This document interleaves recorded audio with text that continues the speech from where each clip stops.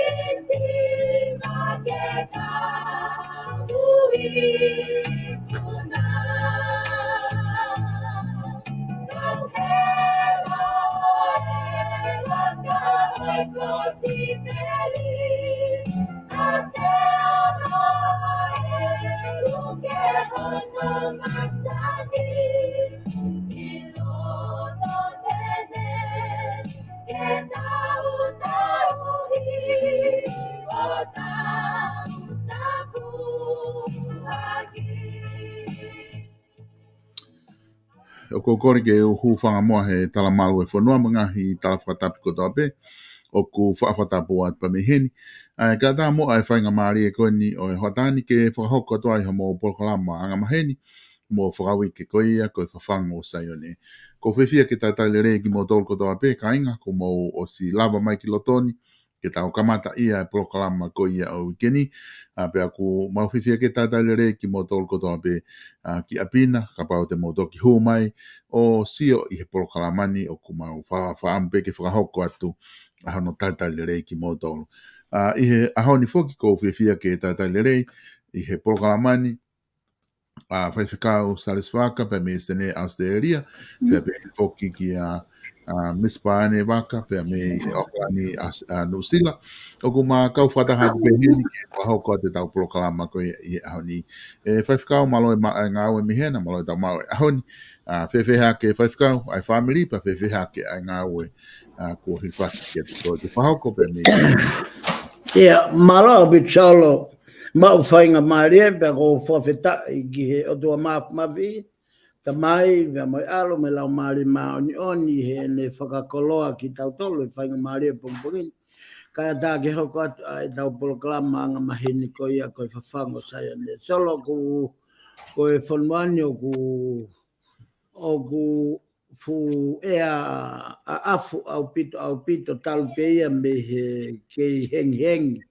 aloa i peia ki afto ka kai ke malo he uloia ai la a pe o kunonga bebe mo matangi be ko tu ngai ea ba ai au fo fa tu ngai ea i funga o e fonwan pe ko family mau ke i he hotel pe solo pe ne oslava tu i he wike konga wiko si be mo fa os mai ki aneafi ai ngau e koia ki he ato o e whare me o lava koto ia aneafi ai a toi befo i pat whaka o si ai a koe na uripea koe ai ngahi loki bea mo e loto whare bea mo e kapeti paka ne lava pe ko ia solo o ku mau kai mea kai whakawhiawhia ka mau whoki ki o mau api kaka koe kono whakakatoa le lei pe mea kotoa mo whai o e whatungia me hen solo ka whawhoki atu. Malo apito whaifikau.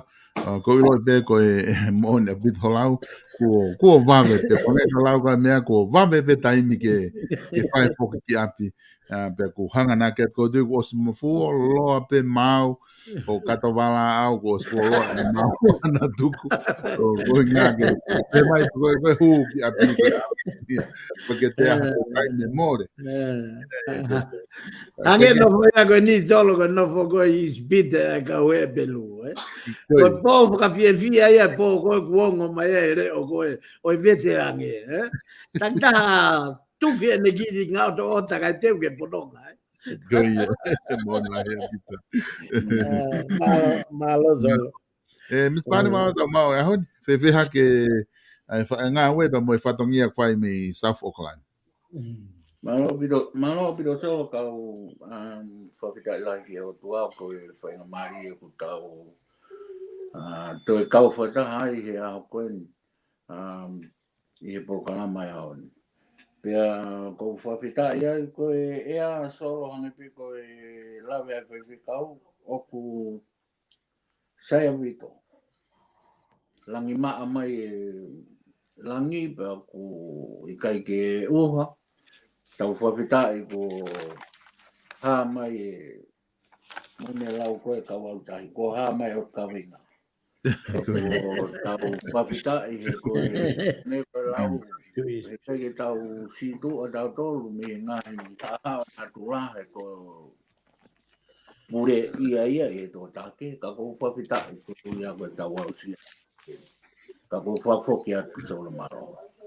Malo pito Miss Pani pe mo ne pito ko ngai ko lau ko me malo ko ofa o tua tau ki inas pe ai fa fikau tau mai ke wiki fo o ta ko hoko atu tau POLOKALAMA ko tu ko ngai POLOKALAMA mahu inga ni fa fikau pe mo Miss Pani ko tau fononga mai ai I he ngai POLOKALAMA ko ni tau tala noa fola e ko tu ko me ko to be ku o ku tala noa ke ka tangata ek mo ka fin ek pe malanga I nga se as ko to pe mo ve hal ko fe fe tu fa ya fa mari ai fola malanga ai fola ko ni o ku lotonga fra hoko ai tala noa ko ni ka ko he ya hon ke ta hoko tu mo fa ka I he POLOKALAMA ka ki mo ke ta hoko ke ta POLOKALAMA a honi na ai foi fe hui na o mai I he wiki ko ni he ta POLOKALAMA ko ni fa moi Komi mui na ki fai fehu ina tuku mai pe ko loto ke hanga o mai ki fai fehu ko ni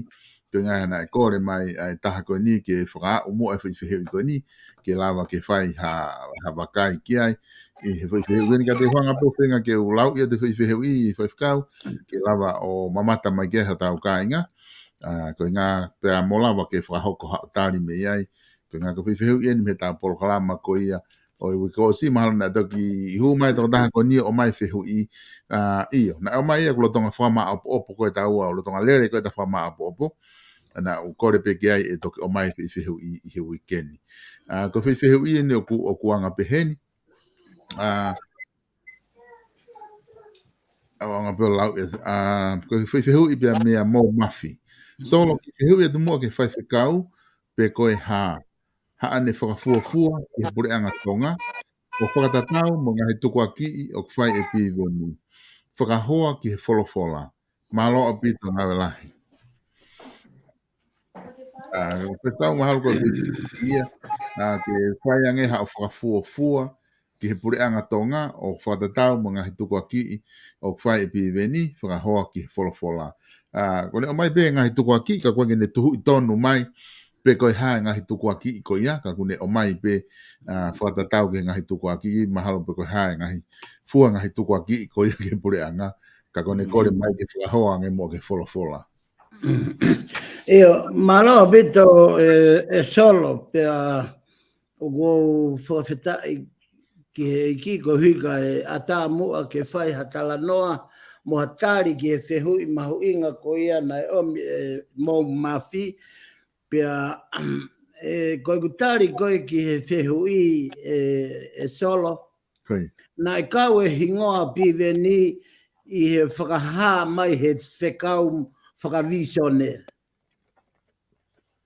Koi. Whakapau o tautui o mā oni whekau koe mau whakahāpia me he visone whakaotua na e kau e hingoa o piveni i hono fuafua te gai ke whai e whiri e aho taha walu Novema uawhe ua taha na o whakahaia ki mua a kia ai me mahina e taha ai tala ai mamata ki a piveni o kune ho mai o whehui o me whehui koe ni koe hae whekau te wal moia ke whare. Pea o kuhinga e kulawe ki ai kou hi he koe tari whakawholofola penia te o atu o kai koe tari me whakaukau ai motuani. Aia koe whekau koe ia koe to o mai o tua o omi ki mua ke whika uluaki. Kai ave ulunganga whakawhonua ki mui. He koe ne tuu koe ai pureanga tonga o mua ai ulunganga whakawhonua ia. Ihe tauhi ki a Sihova koe o tua ia o i kakai tonga. Ta koe uhinga ia whekau. Koe ua whekau na e whakamanatu mai koe whiri a na e toa ia piveni o kui kai koa whiri a whakaotua. Pea mahino rewa na e toe whai e tangi. O to ki ui ai a piveni ke hoko mai ki e tawhaaki koe hu ki whare area. Koe ne hu koe ki whare area, koe ne misiona na e te ki ai ke huia ke whare area na ne os whakamatalai mahino e ne kaweinga ngā ue. Koe hui ke oua na ari e kina e masiva, pe koha toko taha. Ua e ne misiona, koe ne ave fofonga e kakai, koe hui he kuolo me kina e fofonga e kakai mo e kakai masiva e fonua. Ua ia tolu, koe kaweinga o kuhua piveni mo ia, koe hui ae pe koe o mai e misiona. Pe koe visone koe pe meia a grispohi wa. Ai vahe tau, ai ata ki tua. Katoa ngahi mea koia e whape nima. Koe wholofola katoa ia. Koe uhinga ia, o mahino ka te au, koe ui moone o piveni. Koe tawhaaki ke anga halabia moe ulunganga o piveni. O kui kai ke whakaatahe o tua ai motuani ke whai whakamau ki ai. O kua mai he o tua aia o whakangata. O mpe ma whai ke ulawa tala i whekau pia os. Aia koe taria ki a mou mafi. Ko piveni. Ko tangata ena tene hanga whakafou e whonua. Pea ko ene totonu. Ka pau ka te ngahi kawenga misiona ia. Ke au ari e kina e masiva. Pea ke tufa tau. Pea tau fou he lao. Whakakonistu tone. Ko e hinga ulongoa aia a piveni he wharearea. Ko hono uhinga he ko hono uia. Ke hoki whare area o luloi ai konistu tone mo lao. Ke whaia no whakatonu, whakarerei, saupulu, ke lava ke maa a sin e konistu tone, o tatau me i he tui, no pere, hou eiki, o au ki he fofonga o e kakai. Ka koe whakamaa opo katoa e ngahi misione ngā ue. A piveni, whakaotua, whakatohi tapu, koe whekau mo on ke hu mo ia ke whare. Koe whekau ma ai whonua, tau tuu he tawhaaki oi mo oni. Ai vahe tau, ai ata ki tua, ai pure ai lao, he o whakaotua katoa, ai ngahi mea ko ia. Ka pau nei hanga piveni e solo, koe ne hu o alu lulu e whare area, o i kai ke hanga tau kawe e ngahi, fonga e ka masiva katoa ngai mea ko ne malanga ki o au ke lao ke whakalelei. Ka pauna he kai ke tau falala ki ai. Ka ko hi ko whekau, ko i mau whakaha, ko i visone, ko ia ko o atu ai whekau ko ia. Ko i ne totonu ena hoa piveni, ke loloi ai whonua. Ko hana uhinga, he kono whakatuta magien solo, ko e lulu o whai piveni, ka kuea ka ia i he puranga e mokulu ai. Kono whakatuta magia, he ku lulu a piveni he, kai au hia ka kai, kai maoni o ni he ta whankoe. Solo ka whakafoki atu, ka kore whakamore atu ka mō mas, ka pau o kai ke tau, e ku whakamatala. Ka whakamore atu. Malo pito whaifkau ko tui mahino o pito ai whamatala ia ko ke o mai o whikau aki pia moe te hui koeni na e whahoko mai e mo mas pa ne whai ai kore ki ai ke toki whahoko a te whihui i he ahoni hange koe ko ke tari ki ai i he ahoni e ne tuu ko ia e mismane o kwai hao tānaki mai i he konga koeni Ia ko whawhitai lahi solo kai atamu ke o atua ki au sia i he hange koe poini koeni o kutuku mai koeni e pongpongi ni. Solo ko u whakamaa po e ia o whai e whai whikau pa mi he wholwhola. Kau tala noa be au i he au sia, kono winga he kutau i he whonua te mokalati. Koe mea ko tau be o tala noa ia pi veni, koe nau ia. O i whonua, whakate mukalati. Pea o tau si o tau mahen pe ki tau tolu hen. I ngai whonua te mukalati. Ai nau ko ia, ai mea ko i whai to tonu. Ko ne whehala ki pe hataki tu ki to. Ko no hinga ia o ko sio ai. Ki ngahi poini mo ngahi. Mea o tau kawe i e toko taha koe ni. Ko fuivi lahi en. Ki he whonua, ke to kamata fo o wai whonua. Ka tau whenga ki tau hanga hui atu. Koe mai mea ia o ku whia mao au pito ia. Hange koe lawe a whiwhikau. Whia mao i sau pulu ia. Koe ngahi mea ia o stotonu ke ngata atu pehe ngahi tau tangata koe. Ke tau tangata e hauni. Ko pau ki tau lui ta tolo whakatatau mo i tō tangata. Ko ia e au sia solo kau toi whapoki atu. Māroa pito. Māroa pito e mispane pe ko tui o ku mahino a pito ai whakau kau koe ni. Whakau i he wike ko o si ko ngā ke hoko atu e tau polokalama. Me polokalama ko wike ko i ha ko tau situ a me ai. Ko e whuakawa mo toa he tohi tapuna tau tala noa whoki. Mei he polokalama wiki ko o si i he whuakawa motu a, pe mo tuku au mai ko ia ai tala o wha he whuakawa motu a, hange ko na whakatata ake Abraham.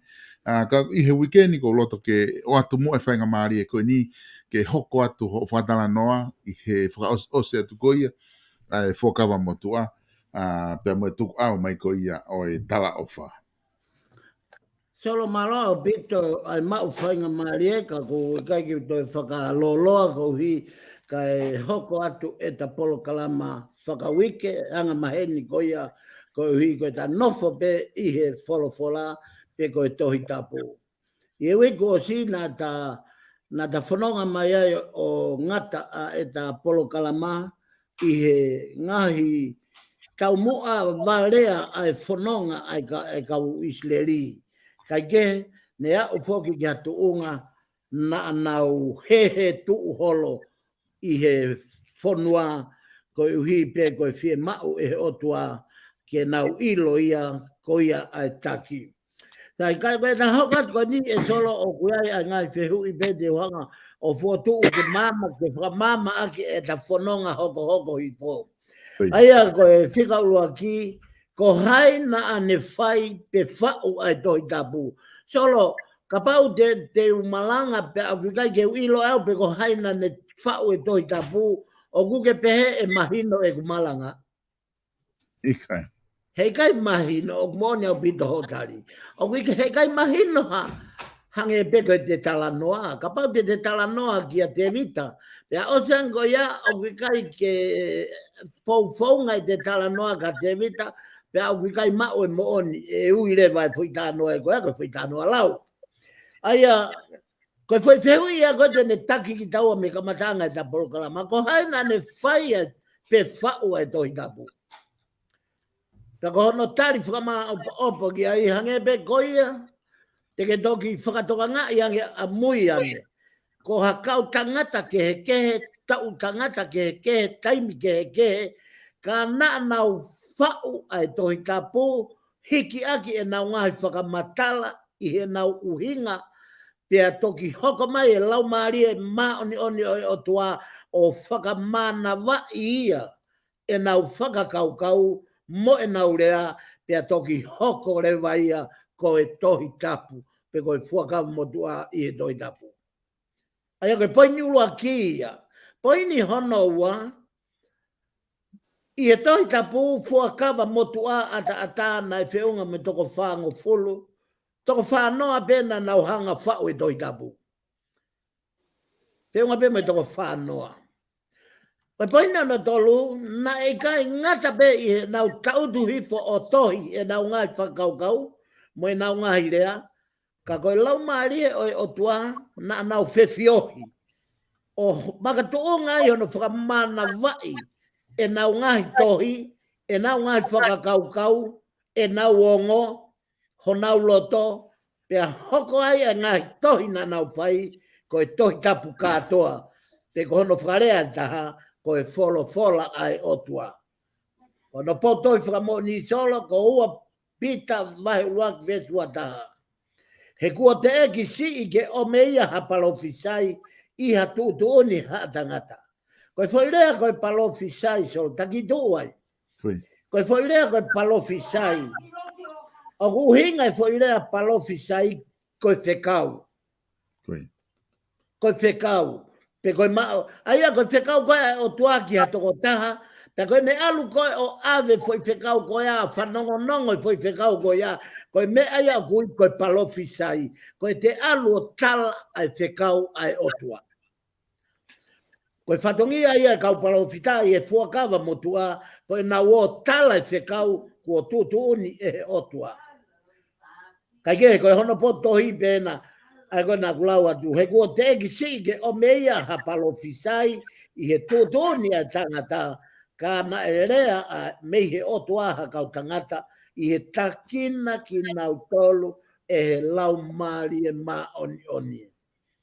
Ka pau nei kai takina e lau maari e mā oni o ku kei whaka e tangata pe ku kei whaka ata mai pe ku kei taka whaka māmani pe ai whekau goia. Ko e taimi pe ke takina lau maari o tua i a whekau o whakamā oni pe aku hoko ia ko e whekau pe ko e tarite pe ko e top tapu o e tala o whakuwhai. Ko poine taha, ko e whehu i hoko, nai whai whakaku, solo whakatonga iange ngai whehu ko ni, o tahanga whakamā opo katoa mai ai tohi tapu ke tahanga ke hoko atua e ta whamata. Nai whai whakaku, e ke i ene taimi. Nai whai whaku e toi tapu. Nai whai mo hiki e toi tapu i he piriote loa mo oni. Pea mei he tau e tahawhe ni mangeau ka mā. Nai kamata hono tātā naki mo no whatu o i ngai whakamatala ai kau tangata i he tau tangata ke lava ke hoko pea mau, pea mā opo, o hoko ia koe foi historia, pea lava rewa ke whakamana vai, he lau maari e mā oni, pea hoko ia koe tohi tapu katoa, pe koe fola ai otua. Koe uaki ngai tohi, koe tohi, uaki ngai tohi e solo, koe me ke tohi katoa pea mo sese. Kamata anga tohi tapu, se nes exot levitiko no mipa te talo nomi. Mo sese katoa ia. Peishi katoa ngai tohi ko ia he lao. Aia, e nea o mai koe ki he taimi ko ia o Moses ko e taha whānoa ano ka mā ia, pe ko e tau ia e taha awhi whāngea o mā ono ki mua, te toki alo i mai a sisu kalaisi. Solo whakatonga iange ko historia mo ui eni, mo tupu-tupua, o hui kai kua whananga u ta whoku. Na whakakau-kau e kakai ke ngahi tau koe ni, pe ko hipa nau pehe kua whananga. I kai, koe mea mo oni eni na e hoko i mamani, ai whenga mai o tua ke au sia tangata.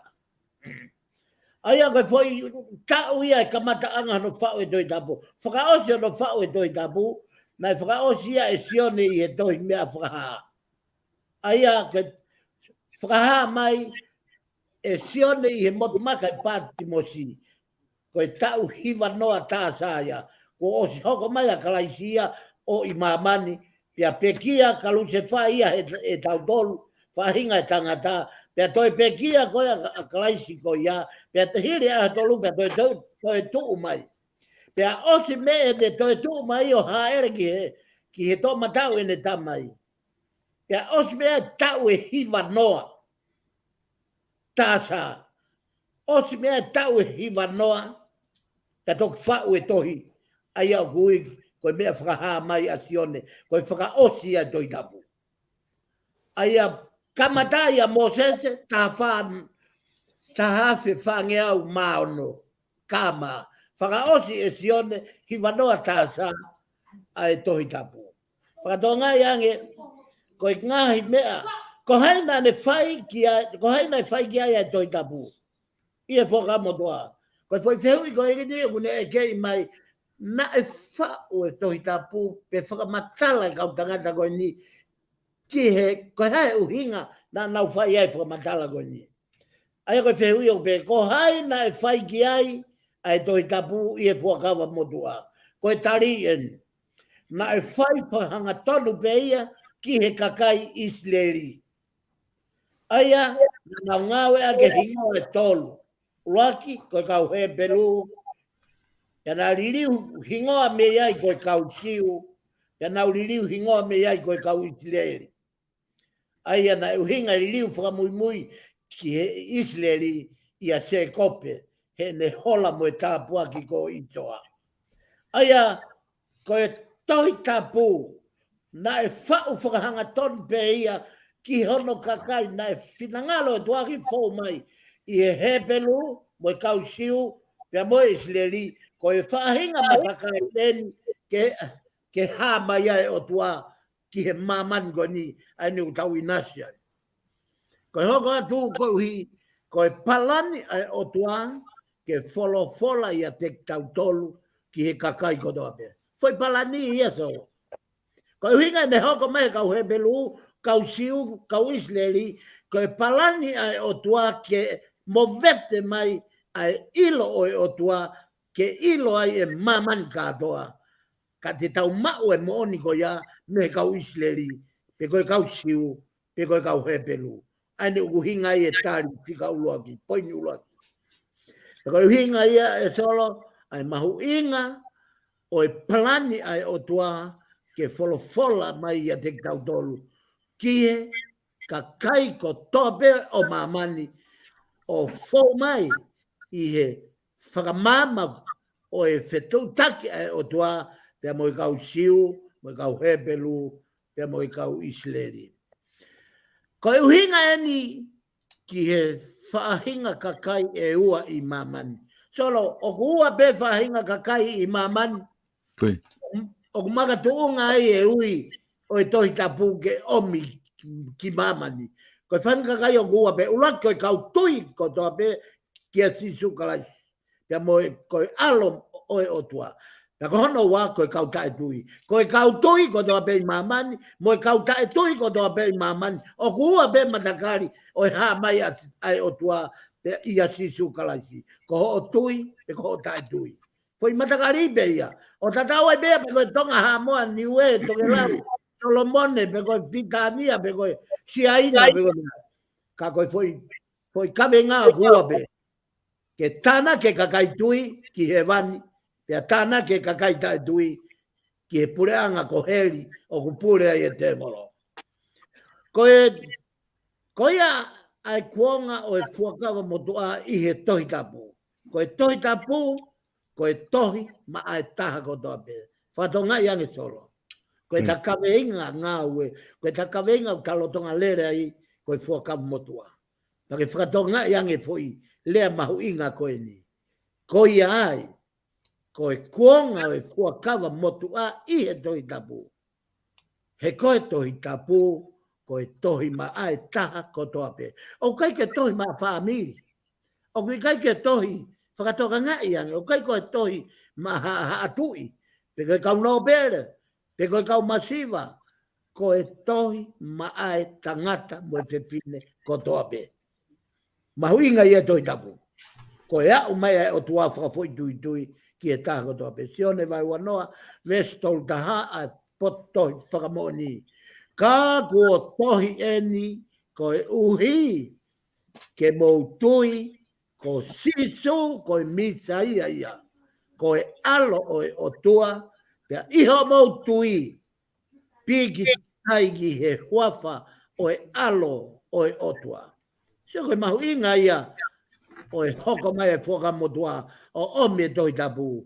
Ke makatuunga e kamata ke tau tui ko sisu kalais ko misa ia ko alo mo onia o e otua ne hoko mai ke ki mamani e ne misiona ke tau tui pi ki tai ki ai ka tau mau ai a hono alo te ko tau mo ia ngā ia ko e mau hono alo ko sisu kalais e veu I o hoko ko e whahenga lea fe na e ngawe aki e ke I ene whahinga rea na e kamata aki a hono hike tohi tapu. Ko e ngahi lea ene na e kamata aki a tohi tapu. Uaki lea whakahepe lu. Hepe lu siu Israeli. Aina a kuot whakamatala I olunga. Lea whakakarisi ko hono mooni ko e mea ko e lea whaka Israeli beia. Maria whakamatala ko e nige ongo fo I lea. Lea whakapelu mo lea whakarisi. I lea whakarisi, mahino pe fo ki tautolu a karisi. Ka mahino pe ki tautolu, ko no kolo mua a tenis. Ka ko no fo anga ne kau poto, mo kau palo fesa, mo kau filote fa, ka mo kakai na nau fai ngai whakatotolo o natula. Ka mo ngai palanite. Ka koe mahu inga o lea whakakarisi, e nai whewhiohi pe ia, ka kohono mo ni koe motua I lea pe ia, nai aka fia pe ia me kau Israeli. Pera hoko ai pe ia, o ia koe lea whakakarisi, ka ia taimi koe o whakatotolo ai, o aluatu pe ia ulahi ange pe ne uhinga tatau ana, pea mo ai lea whaka Israeli, pea mo lea whakahepelu, pea mo lea whaka Israeli. Aia, o kui kai ke mama o lea whakarisi, pea me he lea whaka Israeli. Pe koe ahoni, o taulaka hake I he lea te au tupu solo. I kai koia? Koi. Ko laka hake honoririu e toi tapu. I he ahoni, ko laka hake te au tupu. Pea o tau monu ia aia tau tolu ka inga tonga, kau karistiane tonga ko toa pe, pea mo e whanua ko tonga, he kua kau e tau motua I lea I he liliu whakatonga, kua kau ai e ahono liliu ki e tohi ai otua. Pea koe tau eni e te au whango fulu ma fitu. Ahono liliu e tohi tapu, pea mo e tau maheni mo e tohi tapu. O whamatala e kau ki he hamai ai whakamotua I he tohi tapu solo. Te whakaose aki mea koe ni kau whakafoki atu. Uloaki, whakatonga e whehui. O whakamatala kau ki he ha, ai whakawa motua. I he tohi tapu. O e ke I hena he ta polokalama, koe hae uhinga. Koe hano uhinga I whakamadalai o e tohi tapu he whakawa motua. O ku uhinga tohi tapu ki he ha, kono ngahi tarigena. Ulaki, o kune whakamadalai e tohi, e tala noa kau ki he kamata anga o e mea ko toa pei mamani. Ua, O kone whakamatala I kau ke ho mai ai anga halaki mamani. Tolu, o kone whakamatala I o kau ai e palani ai otua ke whakahauwhi mu whakamou e whahinga e tangata pia me he anga hala. Nima, o kone whakamatala I e historia o Israeli ai matakari ko whiri e otua ke omi mo tau tolu ia teknau tolu ai tohi tapu. Ke hanga whakatonga ngai, kene whanonga hi foia ai POLOKALAMA koe koutui koe umea koni ko os whakamatala tu katoa, pes katoa I he mawinga whakamotua me he toi tapu solo ka ko ngongu ngari fuloloa kau whafoki at maloa pito. Malo pito whaifkau. Ko tu o ku mahina o pito e whamatala koe ni ko ke whai. I hono whaka osiko ia e tau whanonga mai. Pea mono whamatala I ko ia o e whakapa motua. Kimu a ke tau hoko atu ko ia ki he whakapa o. Miss Pane te watu e whainga maari e ko ni ka te koe ka pau gai ha tānaki mai. I he konga koe ni ku whamatala ki ai whaifkau. Malo pito solo kai vai pe au si ai me tano ki ai whaipikau. Ai mahu ina koe ka ki tau toro e tau tangata ki tau whakatoka ngai. Koe mea ko tō pe hange koe talanoa ai whaiwhikau ki he tuku au mai ai tohi tapu pa moe wholwhola. Pa kau tau sio ai ki mo ui koe ai wholwhola. E osi atu e tau tangata, hoko mai tau tangata. Oku talanoa pe I foi tō onga mo ui ta tau pe. Pea koutui e solo ai mahu inga o e wholwhola. Ke osi e tau tangata, oku mahi no I he tau tangata ko e nau mo ui, ko e fo I mea koe oku tala noa ki ai e toi tapu I he tau tangata ko osi. Oku ne whanau I mai e fo I mea, oku toi māmaange ki he tau tangata oko. Pea hoko rewa ai wholwhola, ko fuiwi ia o koutui, ko fuiwi ia ko koe o toi tapu, oku ne hanga pasi tau tangata ki tau tangata. O I kai ke hoko I wholwhola, ko e tau hange peha fu dictionary ke tau to'o mai pe o lau pe, ka o I kai ke tau o ngo I o ku hanga e toi tapu, o whakamo ui ho tau consciency. He kone au ngai ai toi tapu, mai o mea ko tau pe o whamatala ki ai toi tapu, ke tau o ngo I ke tau mo ui, oku mo ui ho tau consciency. Oku rea mai toi tapu e tau mo ui, ki he mea oku lele imo, mea au kovi. Oku ne whakahino ai ki tau tolu e tau tangata ko tope. Ki he hala o totono ke tau pou ai, me hala o totono ke ua te tau pou ai. Ange koe vai ai, tala noa ai whai whekau, ai mahu inga koe, ki he tau tangata ko tope ke tau mao ai fo mea, mahu inga taha koe ni koe tui.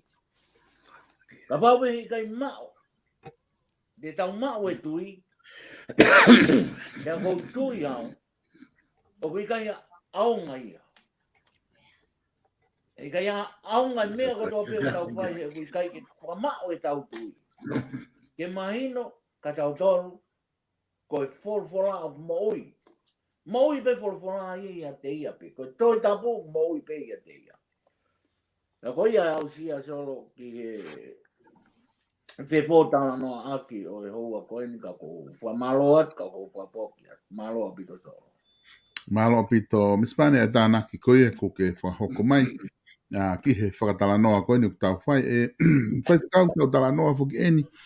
I he mahu inga ko ia o e whuakawa motua. Hange ka ngahi whehu I koe ko ki o mai. Ko hai na e whai ki ai tohi tapu koe ha. Mo ngahi lea, mo ha fua e ngahi uhinga ngahi whehu ko toa na ki hanga o mai. I he whakatala noa ko ia na ki whakahoko. O tuhu taha pe ngai whehui ko ia ki he mahu inga ko ia o e whuakawa motua. Oku whewhe e whakaukau e taha e whewhikau. Oku whewhe rewa ai ngahi lotu ia O ku kai peke aha nau tohi tapu ia nau tolu. O ku ngau pena tori ia koe ke aha nau tohi tapu ia nau tolu. He poka hae whainga tohi una ngau aki. Ka koe ke aha nau tohi tapu ia nau tolu ia. Ke nau lotu. Koe nau lotu pe nau tolu whamato ato ki he. Pe koe hae whainga o tua nau lotu ki ai. Ka nau lotu pe. Ai aku o whe ki nau tolu ia i he tawha aki koe ni e whaifkau. Ia malo bit solo o mahino au bito ai te hui o ke whai o ku nofo i he whahinga kakai o ku kai ke nau tari e tohi tapu. Koe. Ia koe mooni au bito ia. Au tokolahi au bito ai ngahi siasi i mamani. Ia au tokolahi au bito ai kakai o nau tui. O whepake nau tui e nau tolu moi tohi tapu. Koe. E tolo koe uhinga ia. Koe uhinga ia e foi fola koe ia o kuha he fola he mea. Hei kai ha foi, hei kai ke iai e auha mamani. Kai kai ke more ha foi koma e taha. Pe koa foi piriote o toi tapu. He koe uhinga. Koe uhinga ia o tau sio ha ere anga ua i e solo. Sio da e talo i kamata i whakaongo ki he teu e haere anga wā ia. Nai kamata ia e mi he whanau te solnaika. Malanga atu pe koa Paula koe o tangi ku wave haere anga wā. Malolo na tolu ia all Bentown. Kai ke toi whaina toa ngā ue. Talange ke kau te solnaika. Ka paureva kua wave haere anga wā. Ko toi hano anga tau ngā ue. Tau malolo ao tari ke haere anga wā. Pake whakatoka ngai. Mea tatau moia o kia tokolahi o pito kau palofisai. Na e hau i he whakau motua. Hau i he kau palofita. Hau mai ko tau tau tangata e aho ni. O ku kei ai be e kau karistiane o nau kei malangai be. Kua vave au pito ai haere anga wā. Ka koe whehu i afe. E hau afe. E solo. Koe foi mea ko iau kai malava ke vete, koe foi misteri. Aia kono tai malava ke poto, kai lava e atamai whaka ngata oe tangata auha ke ne ilo e mea a taimi mo i tāniti pia moe kamata anga koe arifa pia moe o meka. O tua toko tahape. O kune ilo a e taimi koia. Kai ke koe kutari koe ki ho whehu i o hange koe kakai o i kai ke nau, te kai ke nau tari e toi tapu. Koe uhinga ia o tolonga i haere anga wātolo. Koe. He koe palo mese ai o tua, kua pau ke ea o e folofola ke turi ke whao e mamani pe tok whakakato a e ne haere anga wā. Koe tau mea tau tau whai e tai mini koe nofo whakasio whakailonga. Koe ngai whakailonga e aho ni, ko no whakahai mai kua wawe e taimi. Ka kuhange koe lau e folofola. O spe tala mai wawe taimi, koe tala mai behe folofola. Ka koe otua, o kuia te ia, ai mawhai ki e hoko mai, ai haere angawa. Te pe mai rewa he gospeli, o ku kei taimi be, o kei tuai be. Pake whakatonga ngā i rewa mei ai. Ia e ngai siasi na ngawa ke ngai toi ke whau beia historia tangata. Ko e toi tapu, ko e whau e tangata, atamaio e tangata, laumario e tangata, ka ko hono whakamā opo o whakamana vai he laumario mā oni. Pea makehe ange toi tapu, mea toi tohi a whahinga e tangata i mamani. Ko e haera ngoa, ko nau tolo kai ke nau tui, ki he mea kua tala he folpola. Ka pau te nau nofo ke toi tapu, te nau ilo, ka kuai pe taimi ai o tua mo i toko taha ko toa pe. Iai ni hia toki haa pe a honi mate a pongpong. Toki ilo pe a honi mo o ni toki. Ka oku kei feta kai pe ai alo ofa e o tua mo i whahinga pe he. Ai ukai ke nau tui nau tolu ke toi tapu, ai nau tui nau tolu ia ke o tua ke he. Ka au nau whea aoa pe mo o tua, ka e ua kone mahi noi. Hei kai ke pe, haka kai pe he, kai mahi noi, kai whakahoko he o tua, ai mo o ni ia te ia. Solo ko tari aki ai, ko tari no no fama bobo tari ki ai, ko hinga ia ke tolonga ai hairanga ua. Ka ua ko whaka ua ue palomese ai o tua ke au ai folofola ke turi ke wha mamani. Pia tok whakahoko ai kavinga ai o tua. Ka whafoke tō. Mahalopi to whaiwhikau, ko ilo e ku daim ke tau alu ki he whakaha ma opo polokalama he ahoni, o ku taha pe whaiwhihui o mai he ahoni whaiwhikau, pe ko loto pe ke uhanga o ki tuku ia te whaiwhihui ko ia, i he screen ke lama ke mamata mai ki ai, na alau pe o ahano ki itali nou, pe ka pau e whia mao hatai mi lolo ai ke whai e tari, te tatoki teke i ki he wike kaha u, ka ko tuku ia tu pe, o behe whakarea whihi ko ni talu e tu e wholawholame a CNS ki a whakaha, te ke asi ha whakaha ai o tua ki ha taha, ki ha orea ki ha anga hala ha taha. Ko saula na e whakaha ki ai he palofita ko ori aki ia e sihova. Tok fufua whaikau e ni ko ne rea, na e kai whakangofua ki rea ki ha anga hala a piveni, pe ko e fufua anga hala e ni ko whakaha he whaikau, na e whakaha ki ai he o tua ko piveni. Ua ake whiwhine patoa, na ne lotu ke whakangofua e sihova ke kapkape. Malo pito solo pa ku ko foi fehui ko na o fu fihi to a ele fehui ko ne o mai ai whakakau o e whamatala ko whai whekau akimbeang. E solo na talave ki he fehui na e o mai e Simeone Longani, Pe na talave ai i he tari ki he fehui ko ia o si omi o whanau i betanga ka ia pe mohono ulunganga whakaotua koe whakamau totonu hono konsensi. I kai ko ia. Ka pau e mama ki e toko taha koe na ne whai fehui ka ne koe tari totonu ia e ne fehui. Neongo ne loloa. Koe whakamau koe lea koe toi tapu me ka mata anga. Na e kai te kia ke iai hau o hakau palo fita. Whakatonga ian ko ai se ana toki uia ai se aia i he taha noa uano kama. Ko tok fofo palo fita ia. Ka ki moa ai ko noa. Na kai koe whakamau hanga ton bea ai o tua. Koe tō tua bea na wanga hala whakauha. I kai ko ia. Ke to ere mai ia hai. O kui kai kia ha palo fita he taimi o noa.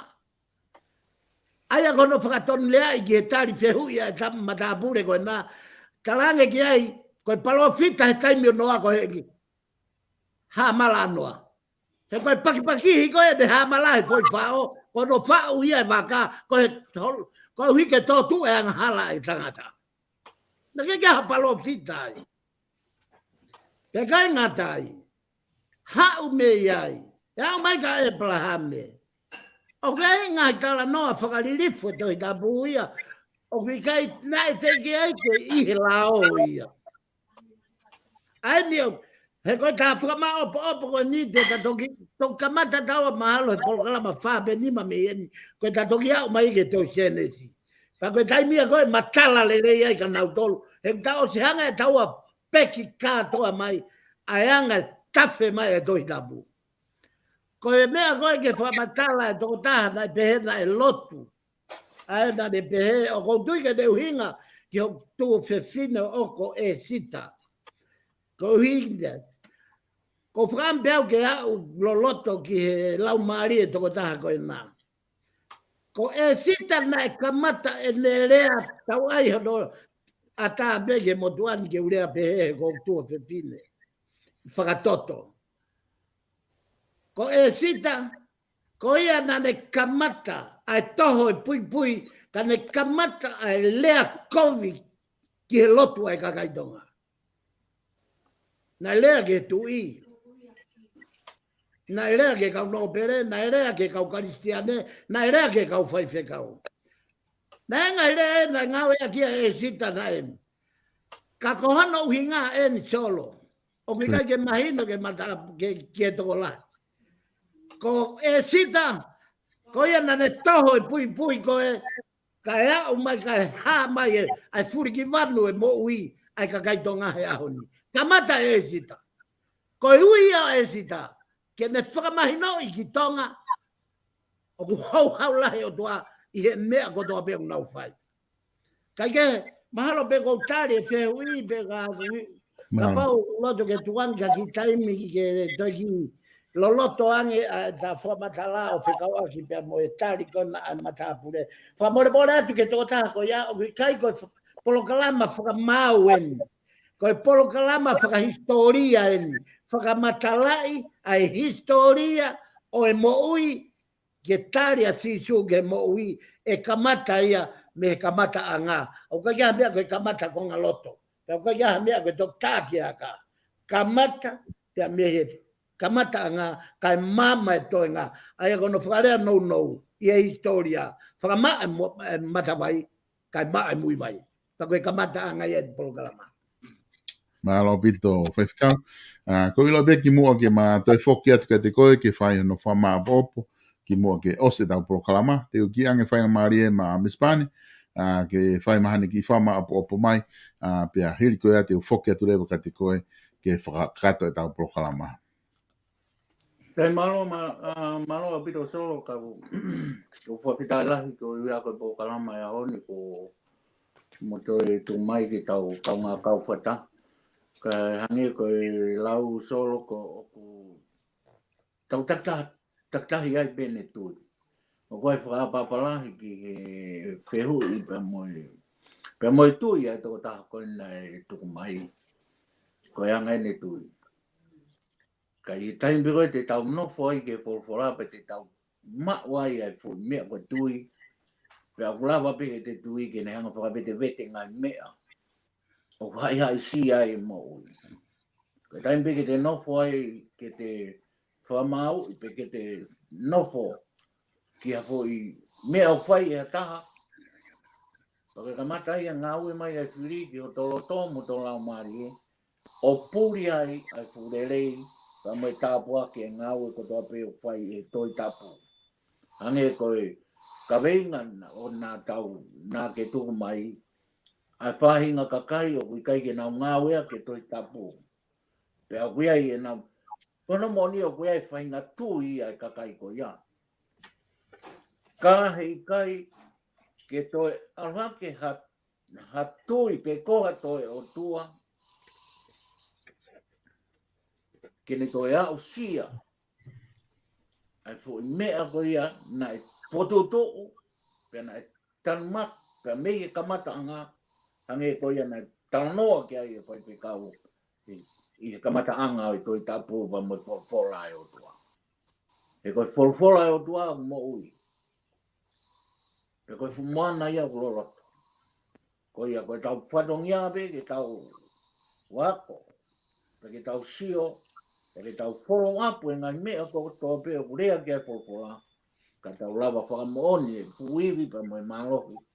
O toi tapu hange koe mea. Ka kou whamalo solo ka whafoki atu. Ka ki maua maloa pito. Malo pito, mispani whaifkau te ma whoki atu ke te koe. Ke kāta ke whahau ko rewa e tau whamao popo. Solo malo pito. Koe e ki whainga maari ko ni ka lava ke tau whakakato rewa ai whamao opo o e polokalama ko ni ko tau whai I he aho ni. Koe hui te tau whoki rewa ki he e whakamao popo te tau whoki rewa ki he ngata anga koe o e wike ko osi. Mana tui ke tau ngata he wike ko osi I he ikai loto ta tau e tui pa mo konferenisia Australia ko hui I he tu uni atu e he tui ke whakafoki kai ken toi fie mao a misa moritoni. Pea o atu ai whekau ko ia ene tohi pea na e kai ke tari e ko hono uhinga he na e nofo whakakau ia a e konferenisi a Australia I he whakaluku fua he kau misnare kua osi movete I tonga. Aia, mana tui kai whai taimi koe na e kamata ai e whaifkau sea e misa peika o sea stawa taina. Pea unu rewa ia o pare mia ka aloha ke a misa wate kini aloha ke ia fetongi ai fai kausia ke ta hoko atueni I he polokalama ko ia o I whakama opo e tau polokalama I he historia ko ia na e kamata ai longo a kamata ai ake ai fupeau ko ia I tonga I he taimi ko ia o e tui ulaki pe kai ngata ai ko kau fai ko iwa vau na e whakahape misa peka ko foto o e siasi o ui ko siasi tawa taina o ene afio na e kai ke fupalparema vavau ia na nau mafuri hake pegi nau tolu ko ia o whakamete vete atu e nau ofa I e siasi uesiri ana ka nau malere katoa ki nau tolu ki e siasi tau ataina ko e uhi ko e nau mahinoi ko e fina ngalo ia o tupou uluaki. Mea tatau pe moia na hoko ia pai. E taimpe kona ia ua tuai e tu uni ko e uhi ki haa pai ua pau ke ta foki ai tokotaha ko toa pe o siasi tau ataina he ko siasi ia na e po ou na e fotui no muka hire pekia te vita unga e he fotu ai e misa peka pe ne hau lewa whakaha ke tui ki babau kua fotu a hono siat fo kai ke na e tatau pe ia pe mo aia ko babau mo hapai na e kai ke fupal parema aia ko tonga tapu na kai ke tari ia e tonga tapu na kai ke nau tari e nau tolu he na ia tek nau tolu ia ai ofa mo oni I e sias whakaongo pe ko sias uesiri ana o tatau peo no kau hou egi mo no kau whai whekau. Na kai ke nau fufia maari e ki nau tolu ke nau wafe ki he sias tatonga tau ataina ke sias tau ataina. Pe he taini kai na e kai ke fia maari ai I tonga tapu ai kau whai whekau mo e hou egi o tonga tapu ko e kamata anga ia e solo ai whakatanga. Ko ne kamata I ne whakatanga na e kamata I ai. A wafito sa noan ta val ni ma kamata rewa ke whai he tui ala e tui kono mawhai. O ne whai e tohi tu uni pa ne whekaua misa peka ke wholau ki tonga. O ui e kau ngau whakapure a ngā whakataha. Pea mo e kau whai whikau, mo e kau nōpere, mo e kau hou eiki kotoa pē whonua. O ui o ne whai e whono whonua ko ia, ka ne lau ai e tohi. O ne lau e tohi, ko e tūtū ni eni me ne apio, kua pau ke ta whoki a e tōtaha kotoa pē ki hono siasi, ko siasi taua taina. Pe kai ngā tai, ta koe kamata eni ai longa a, koe kamata eni ai whakatanga, koe kamata eni koe ai hoko koe, ai fuwhai ngata a koe he siasi. Aia, ko misa peka, lolotonga ko ia whoki, ko misa wate kini, ko misinare ia na e tauto whakafonga se a, to o ia e tupo uluaki, o ave o hoko ia ko uluaki palestini, o siasi ko ia, o e siasi taua taina. Pea koe kamata anga ni ia o e palpare ma. Nai lahi ai kaungau whakapureanga e solo. Nai lahi o pita kaungau whakapureanga mo i kau whai whekau. Nai lau koe tohi, nai aluatu mo misa peika. Ko ostu tuoni behe tohi o pehe. Ka pau o kia iha tō taha ko mata apure, pe ko hou eiki, ko kia iha no hingoa whakanofo, kai ta whoki ki hoi ke siasi e tui e to'o ia. E to'o rewa hono hingoa whakanofo, to'o rewa pia mo hono, mea ko toa pena, tāpuak ko toa pena, na e oange ki ai, me he tui to'o ia. Pea, na e hoko rewa ai fwoi whakataha ko e ni, o whai ai ai tū kehe, mo i longa a lahi au pito iai tonga. Tai, koe whai longa a ko ia e solo, koe kau tangata ni nai mawahe me ai, nai kai ke nau tari. O kia e nau ngahi tala loto, ka te tatoki i ala ki he nau ngahi tala loto mo ui a mui. Ka koe kau tangata ini nai kamata foi whakataha koe ia. Pake kau tangata ini nai kai ke nautari. Ko lama tau, ko siope afu, ko vaea, ko mohu lamu, ko ika hihifo, ko latu kefu, ko tolo fua. Katoa kau tangata koe ni, ko kerepi otu hauma. Ko ia o kuia hingoa valu. Aina koe pia mei vātu. Lolo tonga ko ia koe whakamau lahi a ewa. I e whakamau anga. Na e to'o moia. Na e to'o mohono tuunga whakamau. Koe hui koe ne i kai kene tarif. Ai tutuni e tui. Pia to'o ai hono tuunga whakamau. Pia kok nau tolu katoa koe ni e solo. Koe mea kua loma he pia e kau hou eiki heni. Pia pau te ke mea i pope. O nau ke he waha holo pe o au ke ahoni. Ai vaia. Ai ahio. Ai ngalu pia mo mohu lamu. Ko ngahi hingoa koe ni. Na i kai ke to'o ho nau ngahi hingoa whanofo. Koe nau talanga taa ke tui. Koe nau tai fie afe ke siak tawataina. E solo mahalo. Ko nau tolu katoa e ni koe kau ofisa kolo. Na e kamata ke hau atu polo aki. O whakamalolo i ki nau tolu me ngai whatongia tau i kolo. Aia nā kulau atu. Ai lama tau a sione, a sio ape afu, vaea, maulam, ika hifu latu ke, pia mo tolo fua. Kai ke, te tangata i he, fo i kau tangata koe ni, he koe tau au maeni ki he kamata i longa a koe, o hoko ai e tau koe na koe, i he whakahe i koe o e kau misnare. Ka te tangata he ka tatoki hoko atu, i he wika hau. Solo ko ofat, ka ko whamalo atu, e le tau matika ko mau, e ki whainga maria polokalamani, ke tau kau whatahai, mo kau whanongo, kau whapokia. Malo pito, whaiwhikau wha malo lahi atu i he lava koia, polokalama pafangu o SAIONE ki he wikeni, wha malo atu ki ati koe, wha malo atu mismane, i o kau mai o tokoni, mo poupou, ki he polokalama. Wha malo lahi atu ki ati mo tolu kotoa pe kainga whanongo, i he lava ke mo mui mai i he tau polokalama, tau toki polokalama i taim ta tau pe wiki ka hau ka mo mea. Mahalo so. Malo so.